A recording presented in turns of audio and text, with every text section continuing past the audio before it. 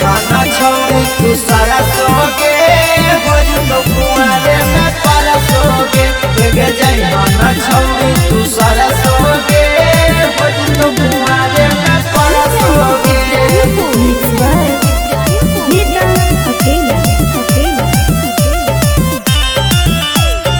Bholenath recording studio बानावर बिशनगंज। चढ़ल हो फागुनवा दरुआ पीले हवा गिराना से होई जाइमी तू लारा को रागे छौड़ी ओढ़े हरियर रंगवा डाल तौआ राजेडी गेला भरावा से होई जाई तौ जिला जहानम सो रागे छौड़ी ओढ़े चढ़ल हो जवनिया जरई तौ लाला टेनिया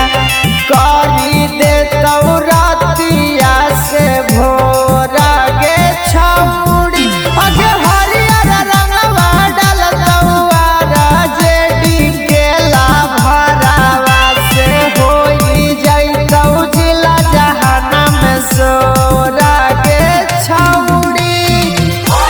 छौड़ी करी के सिंगार छौड़ी करी के सिंगार खोजा हतैया हीरेया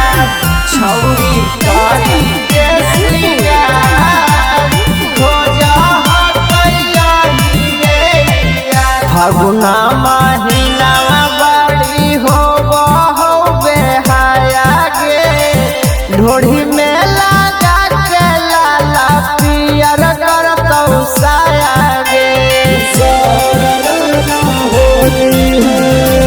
फागुना महीनावा बड़ी हो बहु बेहाया गे ढोढ़ी में लगा के लाला पियर कर तौ साया गे अरे बुआ नियन गाल के तोर कर तौ बुलाला से दर्द बड़ी उठा तौ बेजोड़ा गे छौड़ी अरे हरियर रंगवा डाल तौआ राजेडी गेला भरावा से होई जाई तौ जिला जहानम सोरा गे छौड़ी अरे होई जाई तौ होली घिना गे जब तोरा आ जाई तौ महीना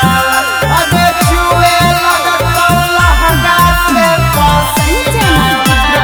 गे जब तोरा आ जाई तौ महीना होतौ ना बिया हवा छौड़ी घूर जाइतौ अगुआ गे कहतौ कुआरे में मनैले ही तू फगुआ गे होतौ ना बिया हवा छौड़ी घूर